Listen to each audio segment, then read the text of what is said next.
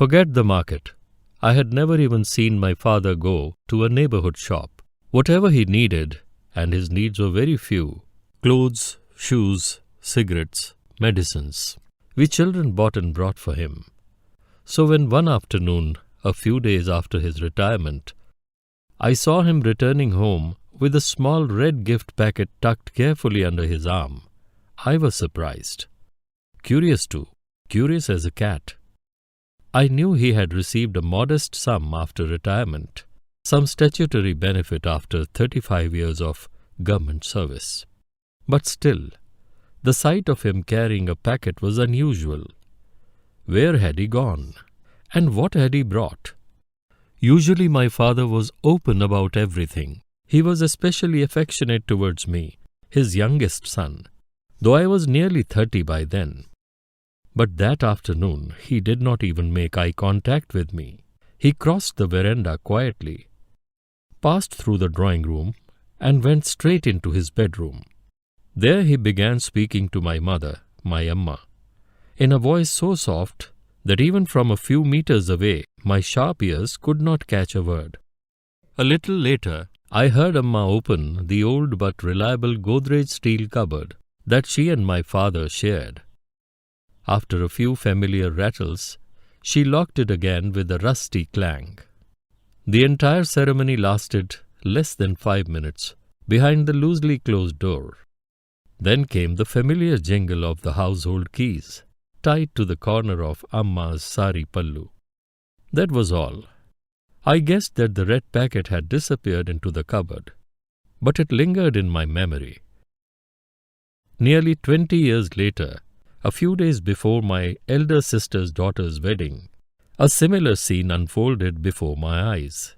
Only this time, the bedroom door was open enough for me to see what was going on without intruding. My father was sitting in his favorite heavy wooden chair, the one with thick curved arms. Amma opened the same old cupboard and took out a faded red packet from the locker. Along with it, she brought out some old photographs and a bank checkbook. Then handing the packet to my father, she said, "It seems the auspicious time has now come to give this gift to the bride-to-be." My father took the packet in his hands and looked at it thoughtfully. Meanwhile, Amma placed the photographs and the checkbook on the small round table before him. For a few moments, my father held the packet close to his heart. I could feel him drifting somewhere far away. Then his mind returned to the room, to the present, and stretching his hands towards Amma, he said mildly, almost in protest, "It's yours, Sudha, and it is such an old-fashioned one. You had better kept it for yourself." Amma smiled. It was a smile that disguised firmness. She did not take the packet back.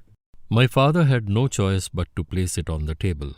He then reached for the checkbook, as if suggesting an alternative. Perhaps he wanted to sign a check for his granddaughter instead. Amma understood him at once, but she did not give up. "Yes, yes, of course," she said. "We would give our gift along with a check of 1 lakh rupees." My father looked at her again, a little askance this time. Then quietly he opened his fine-tipped maroon wing-sung pen and filled out the check. His hand trembled slightly with age, but his signature still came out like a royal seal. He handed the check to Amma. A few silent moments filled up the room before he picked up a few photographs, leaned back in his chair, and began looking at them one by one.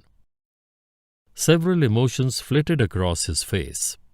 Then he stopped at one particular portrait, the one in which Amma was glowing as a newlywed bride. After looking at it for some time, he rose and announced, "Before this photograph gets more damaged or lost, I will have it framed. Fortunately, the wedding photographer is coming. He will be able to do it." In the next few days, my niece's wedding was celebrated with great joy. When the guests had left and the house had quietened, the wedding album arrived. Along with it came the framed photograph of Amma as a bride. In that photograph, Amma was adorned with traditional Pahari jewelry.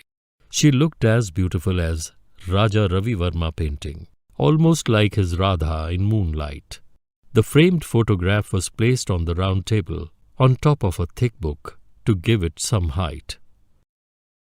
A few years passed. One day, looking at the photograph again, I found myself spellbound by Amma's beauty, her jewelry, her youth, her quiet dignity. Everything seemed to glow.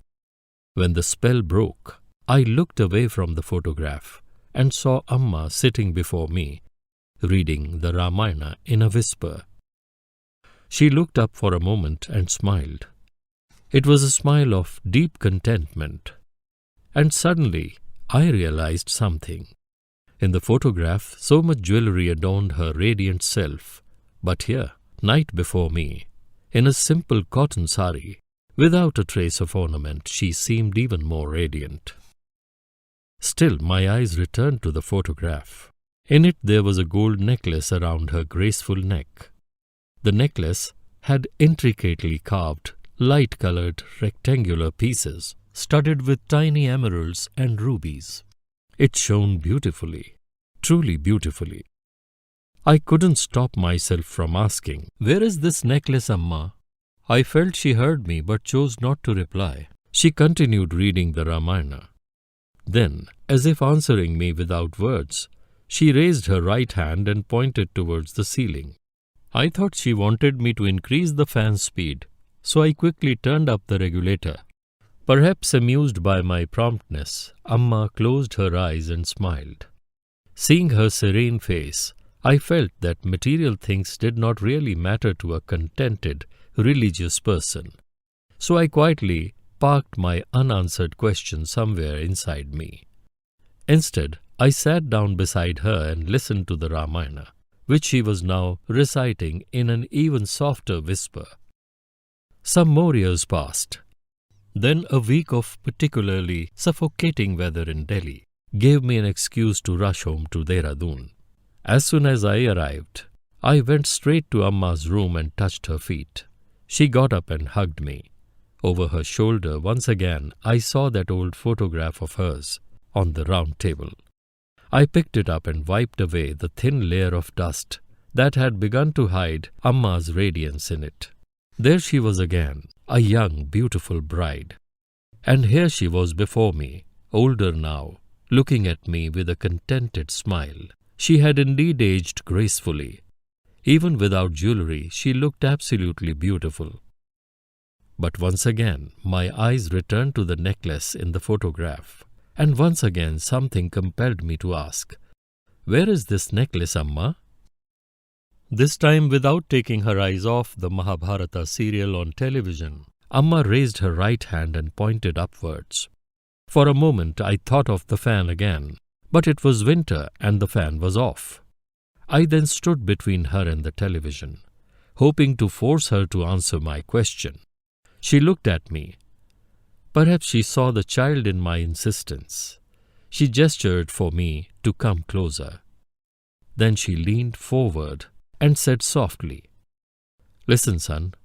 Promise me you will not tell anyone what I am about to tell you." She continued, "All the jewelry I am wearing in that photograph, the earrings, the Tehri-style nose ring, the tika on my forehead, all of it went to the foundation of this house." She paused. Then looking at the photograph, she said, "And that necklace, the one you have been asking about for years, became the roof of this house, the roof that has protected all of us." I was stunned. Amma had revealed such a huge secret so simply. A flood of emotions rose within me. People say women cherish their jewelry. I had seen that too. Then why had Amma never spoken about her sacrifice? She could easily have asked her well-to-do brothers for help in building the house, but she did not. Quietly, without complaint, she sold her jewelry to protect her husband's dignity and the family's honor. Overwhelmed, I took her frail hands in mine and placed them against my face. As my tears touched her fingers, she said, "Do not overthink all this, son." Her voice was gentle. "You see, I have everything. I have my husband, my children, my grandchildren, and the blessing of this house. Our home, where all of you return every now and then." She smiled and added, "I rejoice in the happiness of my family. Any jewelry or inheritance that cannot be used for such happiness is useless. You see, I count my blessings and live each day in gratitude. When gratitude enters our behavior, everything becomes simple.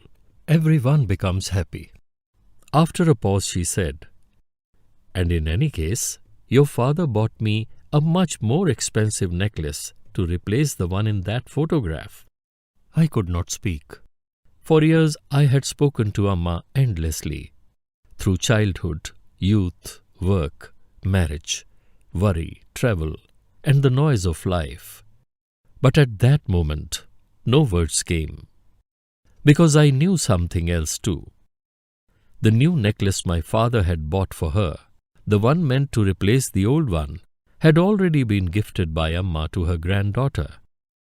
I looked at her and silently thanked God, not for the necklace, not even for the house, but for the living gift that was Amma herself. Even now, whenever I think of her and close my eyes, casually or in some moment of difficulty, I see a lamp lighting up the inside of a hill temple. Its flame is quiet, its radiance is gentle, and in that light, the otherwise invisible deity comes alive for me.